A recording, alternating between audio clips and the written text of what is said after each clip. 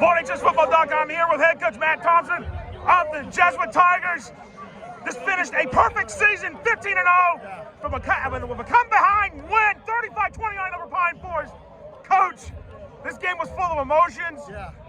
Pine Forest came to play against y'all. Y'all fought, they fought.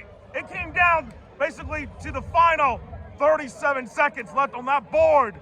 Y'all got that touchdown to seal it up, and then they get the interception to seal it up totally. Talk about the emotions going, with this season, considering, you had one game get canceled. You play St. Thomas Aquinas, you beat them. Y'all are in the national rankings. Now y'all are talking about finishing a top 10 season here nationally.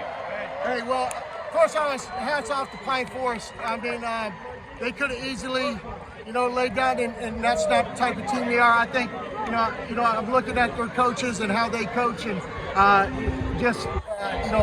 mad respect for, Pensacola Pine Forest. Now, the game was just incredible. The two goal line stops, the big play by J5, the big plays by Junior Van Ross, them, really taking away a couple of our screens. It was just, it was a hard-fought state, and what a state championship game should be. And, there was no blowout in this one. It was two teams fighting their butts off for it. And y'all fought hard back in week 2 against St. Thomas Aquinas, and tonight you had the replication of that game sitting there in front of you. I mean, what was going through your mind, with Luke throwing 4 interceptions? I mean, that's unheard of him. Yeah, well, he only threw 5 on the year, and then throwing 4 in the game. It's just, that's part of what Pensacola did and defended us. But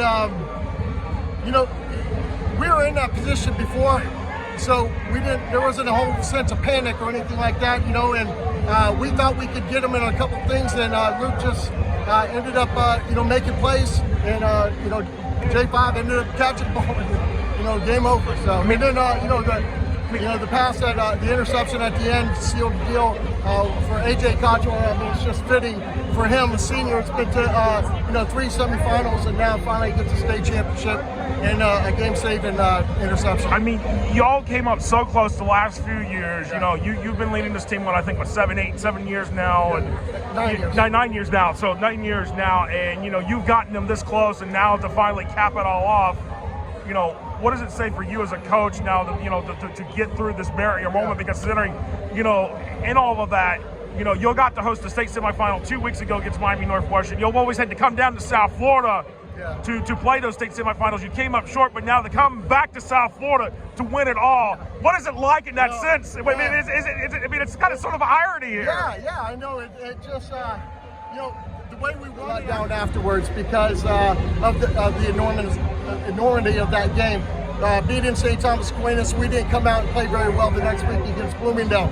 Beating Northwestern, it kind of felt like the same thing. We kind of were just a little bit out of sync, but we held it together, stayed fast. Nobody jumped on anybody too hard. We didn't stop believing in each other, and it just persevered at the end. I mean, so many big plays. So many.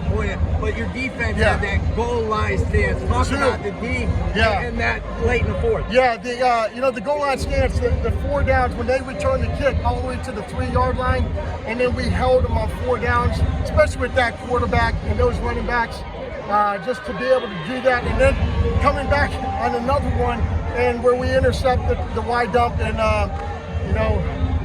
it's just I'm trying to relive all this stuff right now, and it's just like a flood of information coming in. So I mean to think about this. This is Jesuit's first state championship since 1968. Yeah. That's a long time in terms of record keeping and all that. It's so long. That's when I was born. So that was the year I was born.